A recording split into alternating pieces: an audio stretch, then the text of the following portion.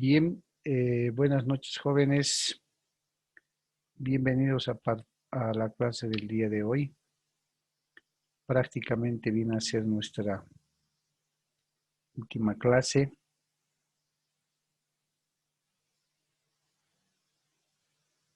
El día de hoy vamos a entrar a ver lo que es la práctica de todos los contratos que hemos estado viendo a lo largo del semestre, con una clara diferenciación de lo que en su momento hemos podido ver contrato a contrato, tomando en cuenta cuáles son los más elementales e indispensables requisitos, cuáles son las exigencias y cuáles son las formalidades que la ley exige en materia de contratos para poder suscribir uno de aquellos. Es importante que tomen en cuenta, además, todo lo que se ha ido reiterando clase tras clase, aspecto importantísimo de saber diferenciar a qué le llamamos minuta, a qué le llamamos un contrato o un documento privado, a qué le llamamos una escritura pública. ¿Ya? Va a ser muy importante para tomarlo en cuenta a momento de que ustedes puedan animarse a redactar un contrato, pues así lo tienen que hacer. Buenas noches, Leonardo.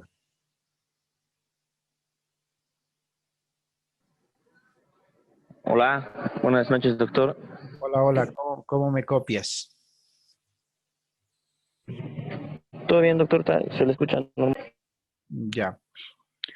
Bien, manifestaba que el día de hoy prácticamente según el rol de exámenes finales, el día lunes 30 sería nuestro examen final, ¿cierto?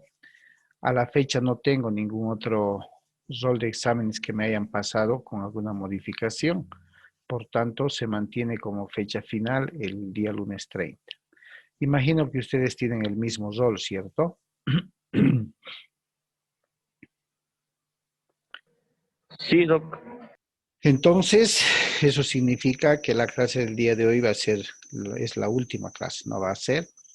Precisamente llegamos, decía, con la práctica ya de la redacción de los contratos, conforme los proyectos o los modelos que les voy a facilitar. Es importante que, independientemente de haber cursado la materia de contratos, haber conocido cuáles son los requisitos, cuáles son los elementos más importantes para poder considerar la validez de un contrato, la eficacia de los mismos, la ineficacia que hemos visto, cuáles son los 4 institutos jurídicos que generan la invalidez de un contrato, cuáles son los aspectos que tenemos que manejar.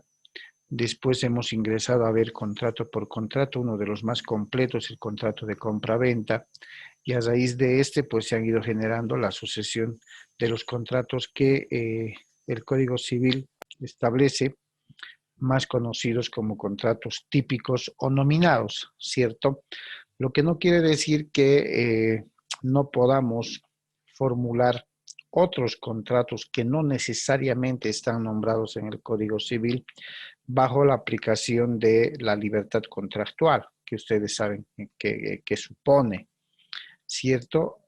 Tomando en cuenta también el límite que la libertad contractual establece, es decir, puedo celebrar el contrato que yo vea necesario siempre y cuando no me salga del marco de la ley. Otro aspecto importantísimo que tenemos que tomar en cuenta es la presunción contractual. Nunca se olviden que quien contrata lo hace para sí y para sus herederos. De ahí que los contratos que pueda celebrar una persona de suscitarse su fallecimiento, la responsabilidad de cumplimiento de este contrato, pues supone también la responsabilidad de los herederos. De ahí que la presunción contractual establece claramente que quien contrata lo hace para sí y también sus herederos. Bien, yo les insto, les sugiero además que hagamos un poquito de esfuerzo el día de hoy y permanezcamos las 3 sesiones, porque en la segunda y tercera sesión vamos a ver un documental de cuáles son los consejos que nos da un especialista en redacción de contratos. Es un documental de una conferencia internacional para poder establecer un parámetro correcto que supone los cuidados que debemos tener para redactar un contrato. Bien, empecemos con los que están ya presentes. A ver, tengo en línea a Diana. Diana, buenas noches. Buenas noches. ¿Cómo está? Entonces, haremos Bien. un sacrificio de mantenernos. Sé que es largo, es algo tarde al finalizar, pero es importantísimo. Y además va a estar en plataforma para que ustedes puedan repasar. A ver, les voy a pasar esos modelos de contratos que vamos a revisar, chicos, que de ninguna manera constituyen un parámetro absoluto, un proyecto absoluto que sí o sí a rajatabla ustedes deben seguir. Más al contrario, viene a constituir un modelo estándar que ustedes pueden tomar en cuenta, lo pueden mejorar, lo pueden ampliar, lo pueden acortar, dependiendo del tipo de contrato y además del tipo de bien que se va a transferir. Si se acuerdan, uno de los primeros contratos que vimos fue precisamente el contrato de compra-venta. Un aspecto importantísimo que les debo recordar y que he ido reiterando clase tras clase es que debemos saber reconocer a qué le llamamos una minuta. Voy a habilitar mi cámara. ¿A qué le llamamos una minuta? ¿Ya? ¿A qué le llamamos un documento privado? ¿Sí? Cuando hablamos de una escritura pública, ¿cierto? O instrumento público, cualquiera sea el nombre. Lo que ustedes ven en pantalla y que tiene como encabezamiento señor notario de fe pública, fíjense en el preámbulo, claramente dice entre las escrituras públicas que corren a su cargo, sírvase usted o tenga usted a bien incorporar la presente minuta de compra-venta de un bien inmueble, suscrita por las partes de acuerdo a las siguientes cláusulas. ¿Quién podría decirme si esta es una minuta o es el formato de un documento público?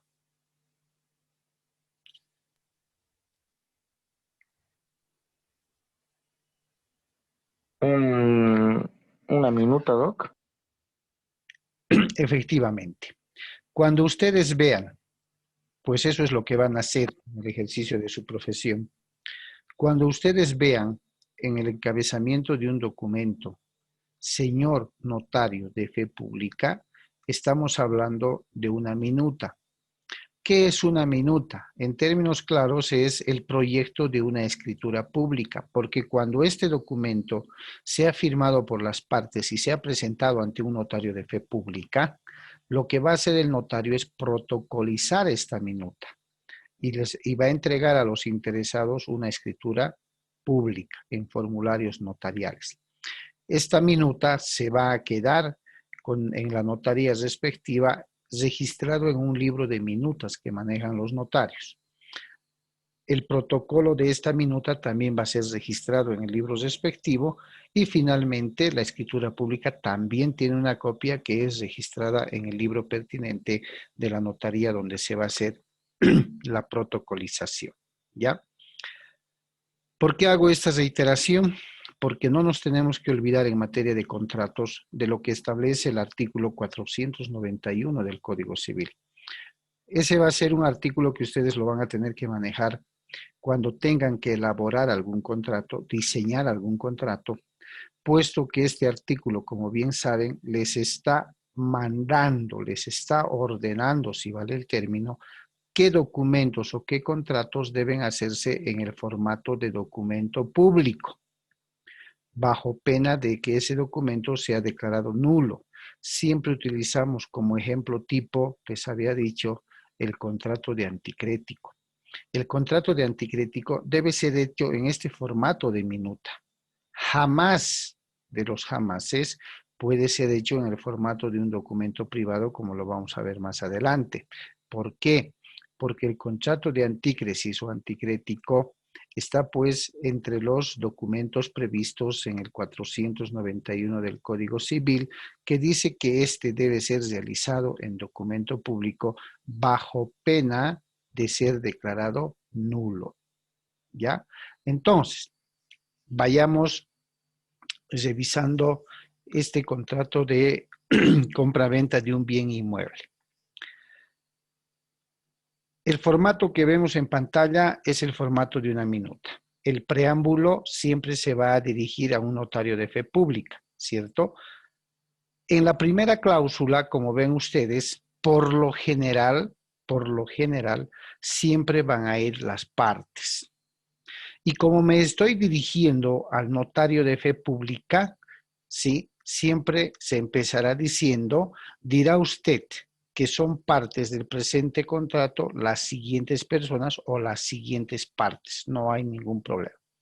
Y acá debo establecer los datos o las generales de ley de las partes. En este caso, en el numeral 1.1 se tendrá que establecer el nombre completo de los vendedores o de los propietarios. Una aclaración muy importante es que estos datos llamados generales de ley deben ser literalmente copiados de las cédulas de identidad. Todos estos datos, los nombres, si las personas tienen dos nombres, dos apellidos, a veces solamente tienen un apellido materno, deben ser copiados tal cual se encuentran en los documentos de identidad. ¿Ya? Suele suceder que a veces el domicilio varía en relación al que está consignado en la cédula de identidad con el domicilio en el que actualmente radica la persona o vive, ¿no? En ese sentido, a veces les preguntamos y le decimos, como en este caso, su domicilio está ubicado en la calle Antesana número 367 de esta ciudad. Estaba, doctor, pero le cuento que hace un par de meses me he cambiado, ¿no? Ahora estoy viviendo en la avenida Tadeo Aenque. Pregunta para los que están en línea. ¿Debo consignar el domicilio que refleja la cédula de identidad como tal o el domicilio actual que me está aclarando una de las partes? ¿Cuál de los dos domicilios debo aclarar o debo consignar?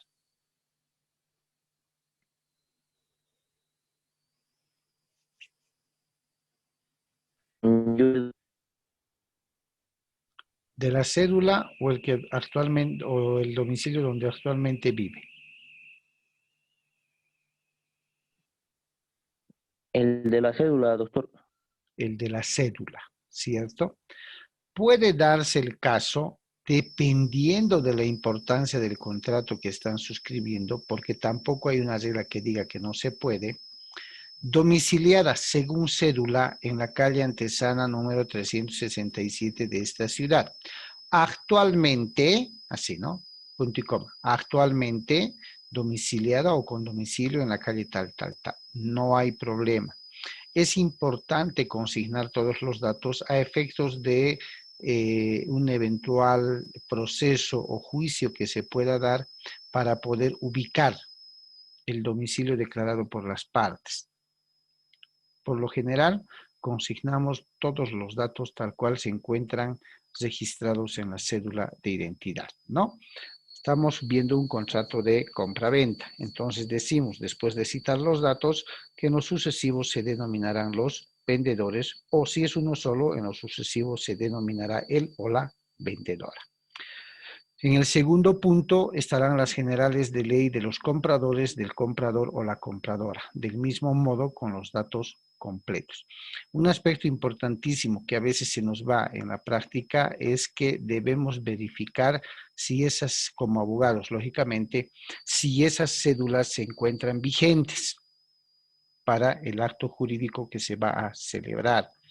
A veces son detalles que a veces parecen insignificantes, pero que llegado el momento cuando vayan a la notaría, lógicamente el notario va a observar y va a decir, esta cédula no está vigente, por tanto usted no puede firmar este contrato y menos protocolizarlo, vaya a renovarlo. Esto porque ahora las notarías de fe pública se encuentran enlazadas en red al CEGIP. Lo que hacen los notarios cuando se les presenta el documento más las fotocopias de cédula de identidad, verifican la información en la página del CEGIP e imprimen un reporte que debe coincidir con la cédula actual. ¿Ya? Por eso la recomendación. Segunda cláusula, por lo general, como se trata de un contrato de compra-venta de un inmueble, debo consignar en la segunda cláusula, por lo general, los antecedentes o la información del derecho propietario que tienen los vendedores sobre el bien que están transfiriendo. ¿Sí?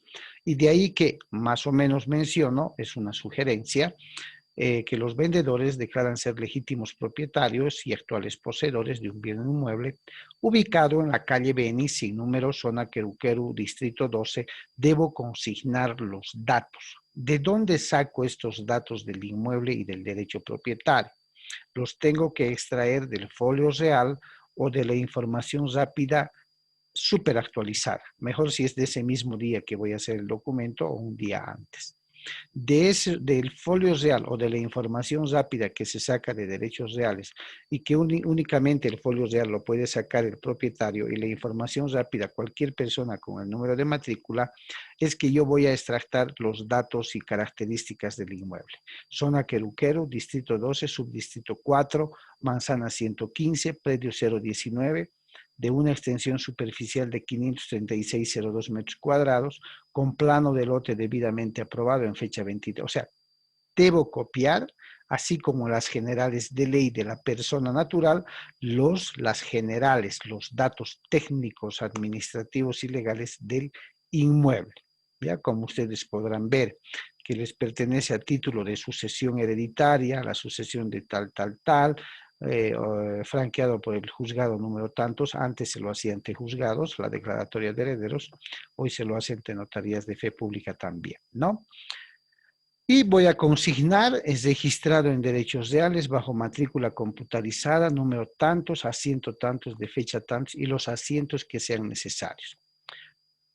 Ustedes saben que la matrícula computarizada de un inmueble, chicos, viene a ser como el número de cédula de identidad de nosotros las personas actualmente, ¿cierto?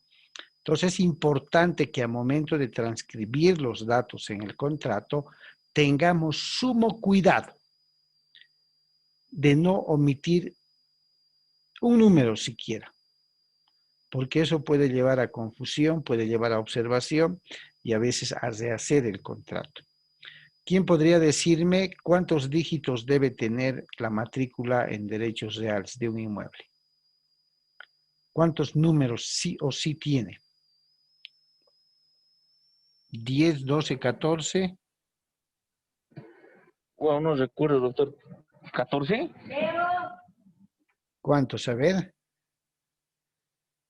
Eso no falla. Y créanme que a veces es motivo de observación, ¿no? Fíjense, aquí tenemos 1, 2, 3, 4, 5, 6, 7, 8, 9, 10, 11, 12, 13 números. Los folios reales en Cochabamba, las matrículas, mejor dicho, de los folios de derechos reales en Cochabamba deben tener 13 dígitos, ni más ni menos. ¿Ya? Hay que controlar bien que consignemos esos datos de manera muy puntual, muy puntual. ¿Listo? Entonces, con esos datos, prácticamente estoy desglosando las características del derecho propietario. Tercera, como dicen los requisitos del contrato, del objeto. Y puedo enlazar también el precio o algún otro concepto más, cosa de no estar teniendo muchas y muchas cláusulas como fila, ¿no? Pero depende, hay que ver qué conceptos puedo englobar en una sola cláusula o a veces es mejor hacerlo por separado. En este caso, del objeto y precio. Al presente, los vendedores declaran que por así convenir a sus intereses de su libre y espontánea voluntad, sin que medie presión dolo en su consentimiento, otorgan en calidad de venta Otorgan en calidad de venta real y enajenación perpetua y definitiva. Enajenación quiere decir transferir, vender, por si acaso, chicos, ¿ya? El inmueble es descrito precedentemente a favor de la compradora por la suma libremente convenida de tantos. Suma de dinero que los vendedores declaran recibir en su integridad y en la moneda pactada a momento de suscribir el presente documento. Fíjense que ahí estoy enlazando el objeto, la transferencia del inmueble. El precio, 578.253 bolivianos, ¿no? Y un párrafo aclaratorio que dice que la venta del inmueble comprende con todos sus usos, costumbres y servidumbres introducidas, es decir, sin reserva ni exclusión alguna de ninguna naturaleza. En consecuencia, la compradora podrá entrar en posesión inmediata del inmueble, sea judicial o extrajudicialmente. Esta es una formalidad que quiere decir que cuando vendo algún inmueble o algún bien, tengo que vender con todo, ¿cierto? No puedo quitarle ni separarle absolutamente nada, salvo que sean algunas implementaciones que se hizo y que sean fáciles de retirar por un tema de recuerdo, de decoración y todo aquello. Por lo demás, usos y costumbres. Así como ves el inmueble, así te lo estoy vendiendo. En la cuarta cláusula habíamos tenido la alodialidad, evicción y saneamiento. La alodialidad tiene que ver con la libertad del inmueble, con el estado libre del inmueble.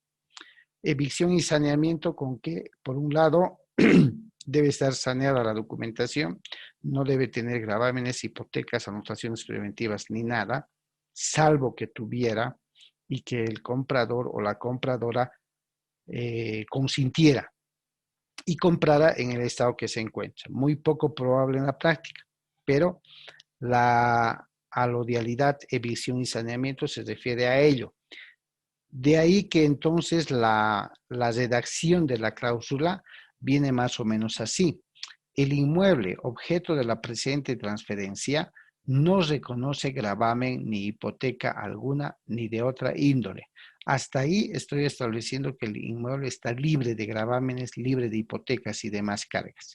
Sin embargo, de ello, los vendedores de buena fe se reatan a las garantías de evicción y saneamiento en toda forma de derecho, así como realizar la entrega de toda la documentación referente a la propiedad del inmueble en su totalidad, sin que falte documento alguno. En esta cláusula estoy diciendo que el inmueble que se está transfiriendo está libre de cualquier gravamen, que como vendedor de buena fe me comprometo. Evicción, garantizar la pacífica posesión del bien que tiene el comprador, y saneamiento, que toda la documentación está legalmente tramitada del inmueble. A eso se refiere. Los límites, un dato muy importante, algunos colegas que manejan otros modelitos suelen introducir estos límites que ustedes ven en la cláusula quinta, en la cláusula segunda, en un numeral subsidiario. Otros, pues así como en este caso, lo manejan de manera independiente. Estos límites, estos datos, también los voy a extraer del folio real, ¿ya? O de la información rápida del inmueble que se está transfiriendo. Los debo copiar también tal cual está. Finalmente, si no hay otra cosa que establecer, viene a ser, en este caso, en este modelo, la compradora es una sola persona, ¿ya? Una sola señora. Seguramente casada ella, pero seguramente está adquiriendo el inmueble con sus propios dineros o algún dinero de herencia o algo que ha recibido. Entonces, se puede establecer que para que no haya ninguna división ni partición en el posible momento de que la pareja se pueda divorciar y quien no ha puesto un solo centavo en la compra pueda alegar división y partición de bienes gananciales, puede una de las partes, la que está adquiriendo con dineros propios, dineros de herencia, dineros por beneficios sociales, pueda establecer de que firme el esposo o la esposa, reconociendo que dicha compra la realiza la otra persona con dineros propios. Por lo tanto, dice, no constituye un bien ganancial. Esto depende mucho de la confianza que existe entre esposos. ¿ya? Pero aunque uno nunca sabe qué es lo que podría pasar. En este pequeño ejemplo, al parecer, la señora estaba realizando la compra con dineros propios y de ahí que para garantizar la totalidad del bien pase a su dominio, entonces firma el esposo reconociendo que esa compra se lo hace con dineros propios de su esposa. Por lo tanto, ese bien no va a constituir bien ganancial. Quiere decir, no se va a dividir 50 y 50 en caso de existir alguna separación o divorcio. Y finalmente tenemos la cláusula de la aceptación, ¿cierto? Ahí está, aceptación. ¿Se pueden copiar los nombres? Se sugiere que sí, hasta la cédula nomás, ¿no? Ya no todos los datos como en la primera, en su calidad de vendedores, en su calidad de compradora, y aceptan en todas sus partes la presente minuta de venta. Fíjense la parte que voy a iluminar, chicos, ¿ya? La parte que la voy a pintar, si quieren ustedes, mientras tanto. Algunos colegas, esta partecita que está pintada, la colocan en una cláusula especial que se llama cláusula de conversión. ¿Esto por qué? Porque si ustedes dan lectura, dice, además se deja expresamente establecido que en caso de que por cualquier circunstancia esta minuta no llegara al rango de instrumento público, es decir, no se protocolizara, surtirá los efectos de documento privado reconocido ante autoridad llamada por ley. ¿Qué nos está diciendo? Que en caso de que por alguna circunstancia no se protocolice este documento y no nos extiendan una escritura pública, va a tener el mismo valor legal con el solo reconocimiento de firmas. ¿Listo? A eso se refiere. Algunos colegas, como les digo, esto que está iluminado, está pintado, la separan en una cláusula aparte. Algunos siempre en la última parte, como en este presente modelo, citan la leyenda de esta, que quiere decir lo mismo. Con cláusula aparte o con cláusula conjunta, siempre va a querer decir lo mismo. ¿Ya? Este es un contrato de compra-venta de un bien inmueble. Ahora, ustedes se acuerdan del contrato preliminar que vimos en el avance de la materia. ¿Cuál era ese contrato preliminar? También llamado contrato de promesa. Es aquel contrato que se hace antes del contrato definitivo. El que acabamos de ver necesariamente viene a ser el contrato definitivo de transferencia. Sin embargo, cuando vimos el contrato preliminar y nos decía, es un contrato previo al contrato definitivo, pero que tiene que cumplir con todas las exigencias y formalidades de rigor para que las partes cumplan, pues se debe denominar contrato preliminar de compra-venta, aunque en nuestra economía jurídica, en nuestra práctica jurídica, se la conoce como contratos de compromisos, ¿ya? Pues el compromiso se puede hacer no simplemente en el contrato de compra-venta. También lo pueden realizar en el contrato de compromiso de contrato de anticrético, compromiso de contrato de alquiler y allá donde se pueda adecuar.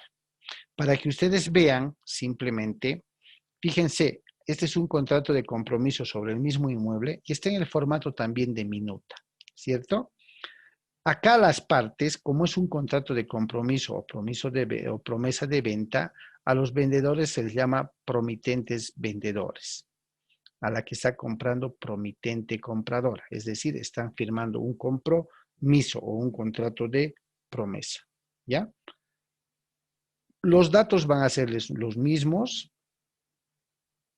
Se va a establecer en cuánto se está vendiendo y cuál va a ser la forma de pago. Fíjense en esta tercera cláusula, compromiso de transferencia, precio y forma de pago. Tres conceptos están yendo en una sola cláusula, ¿cierto? Con el compromiso, se está dando en compromiso de compra-venta a favor de la compradora, el precio total, ¿no? Que constituye el cuánto se está abonando como compromiso, ¿sí? Y cuál va a ser la forma de pago o cuándo se va a pagar para realizar la minuta o la transferencia definitiva del inmueble, así como ustedes lo pueden ver. Lo mismo se presta a las garantías de evicción y saneamiento, ¿Puede establecerse alguna multa por incumplimiento? Sí, puede establecerse. Esto como conforme lo habíamos visto, chicos, ¿no? La cláusula o la multa o establecer la cláusula penal no tiene por objetivo aprovecharse o generar algún recurso adicional en este tipo de contratos o en aquellos contratos donde se pueda utilizar estas cláusulas. El objetivo de una cláusula penal o la imposición de una multa no es el de aprovechamiento, sino el de asegurar que el contrato sea lo más antes cumplido. ¿Sí? Lo más antes cumplido. Entonces, pero si se suscita el incumplimiento por algún motivo no justificado, lógicamente se va a aplicar, ¿no? Miren que en este compromiso también se había establecido quién va a pagar el impuesto a la transferencia, los gastos para legalizar el derecho propietario y cuál es el valor del presente documento. Ahí está todo. Habían establecido también la mora, ¿no? Una garantía de cumplimiento, pues no se olviden que como adelanto o anticipo, pues hay $10,000. Y la aceptación, lo mismo, ¿cierto? Lo mismo, va a tener una cláusula de conversión. Aquí está, si por algún motivo no hubiera con documento privado. ¿Listo? Por excelencia habíamos dicho que el contrato de compra-venta pues es uno de los contratos más completos, uno de los más largos, podría decirse, ¿no? Y que constituye modelo para los demás otros contratos, por si acaso, es importante que lo manejemos. Este es el formato del documento privado, fíjense, y su nombre lo dice, documento privado aclaratorio de compra-venta de inmueble. Ya no dice señor notario de fe pública, ¿cierto? Dice documento privado. Y el mismo preámbulo o la introducción ya no dice entre las escrituras que corren a su cargo, sino que directamente dice conste por el presente documento privado de compra-venta de un inmueble, ¿cierto? Este es el formato de documento privado. Pues ya no podemos decir que esta es una minuta porque no está dirigida al notario de fe pública, es un contrato privado suscrito entre las partes. Este tipo de contratos no va a meritar una protocolización, sino va a meritar un reconocimiento de firmas, ¿ok? El contenido fuera del preámbulo y la parte final va a ser el mismo, chicos. Va a ser, ya no va a decir, lógicamente, dirá usted, ¿no? Porque es un documento privado entre partes. Pero después el contenido prácticamente va a ser el mismo, ¿ya? Sin ninguna omisión ni nada. La aceptación más corta, la fecha, jamás hay que olvidarse la fecha. Ahora, se preguntarán por qué debajo de esos contratos no está, pues, escrito con computadora bonito, sus nombres completos de las partes, su número de carnet, poner ahí vendedor o propietario y comprador. Se estilaba poner, por lo menos en este caso que les muestro, se estilaba colocar. Cosa que llegado el momento de suscribir el documento y firmarlo ante el notario, ya sea el reconocimiento de firmas o la protocolización, puedan establecer su rúbrica a las partes de forma muy presentable, digamos, ¿no? Bonita, digamos. Pero ¿cuál es el objetivo ahora de no poner? Fruto de la experiencia que se va generando día tras día, ha habido personas que cuando se ha puesto sus nombres con computadora y así cortito, pues han negado que la rúbrica como tal sea el de ellos. Entonces, de ahí que ahora se estila, por lo menos a título particular, a título personal, que las partes de puño y letra hagan su firma, su número, su nombre completo y su número de carnet. Cosa de que no haya duda alguna sobre la veracidad de su firma, sobre su concurrencia al notario de fe pública. ¿Ya? Ese es el modelo. Posteriormente, ahí está un documento privado también de compra-venta, ¿sí? En la modalidad de documento privado, ya no en la modalidad de minuta, que tiene el mismo valor legal, reitero, porque el Código Civil no establece que un contrato de compra-venta necesariamente deba hacerse mediante un documento público, ¿cierto? Si no está establecido el deber de hacer en documento o formato público, bien lo puedo hacer en formato público, bien lo puedo hacer en formato de documento privado. No se olviden eso, ¿ya?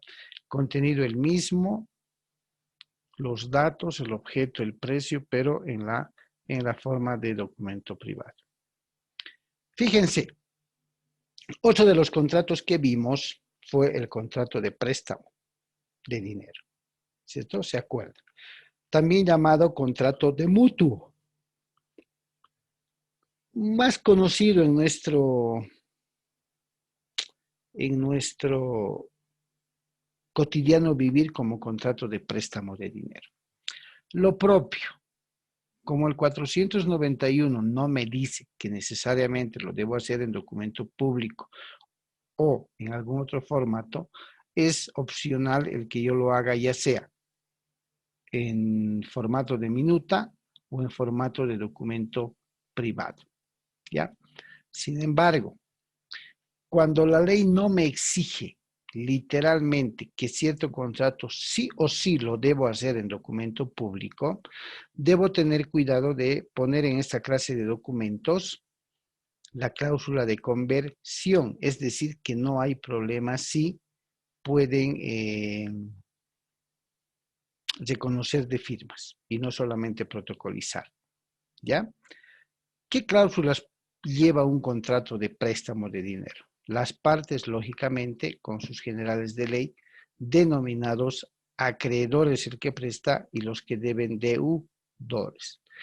Fíjense, aquí ya no hay antecedentes del derecho propietario, porque no se trata de una transferencia de un bien. Estamos frente a un contrato de préstamo de dinero. Por tanto, puedo pasarme directamente al objeto del contrato, ¿no? Entonces, se establece conforme ustedes lo van a ver, el objeto del contrato, la forma de pago, el interés, dónde se va a pagar el interés y todo aquello. El plazo, importantísimo. Fíjense que la cláusula del plazo no existía en el contrato de compra-venta. Sí en el de compromiso porque se establece un plazo de cumplimiento, pero en el de compra-venta no había como tal.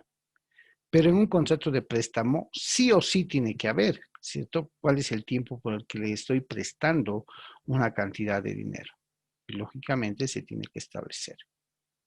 ¿Ya? 6 meses, 3 meses, 1 año, 2 años, cuánto por ciento de interés va a generar, no va a generar. Lógicamente, al ser un préstamo, tiene que haber una garantía.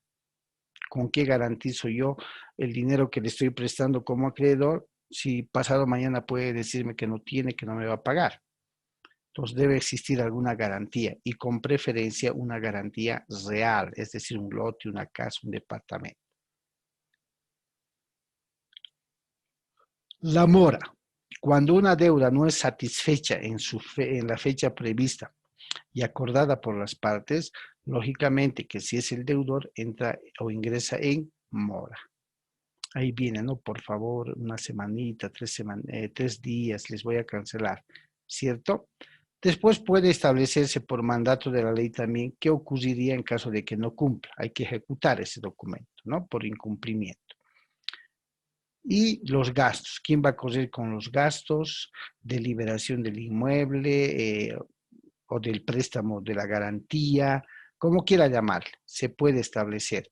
De la extinción, ¿cuándo se va a terminar con este contrato? Ahí dice con el pago total, en tal tiempo, y debe hacerse también un documento de cancelación de préstamo. Porque si este documento lo firmaron y llegado el momento el deudor paga la deuda y no pide que se haga un documento de cancelación de constancia que he pagado todo, podría, no digo que va a pasar, pero podría generar contingencias para una de las partes. Ya, de ahí que hay que tener mucho cuidado en establecer esta clase de cláusulas. Consentimiento o aceptación y la firma, ¿sí? No es difícil. Yo les voy a pasar este modelo, como les dije, y ustedes lo van a ir revisando para hacer un trabajo final del semestre. Bien, hagamos lo siguiente, chicos. Estamos llegando al a finalizar la primera sesión. Denme unos segundos, por favor. Voy a parar acá antes de que se nos corte y enseguida les paso el nuevo link, ¿ok? Está bien, doctor. Ya, por Gracias. favor. Tómense su vasito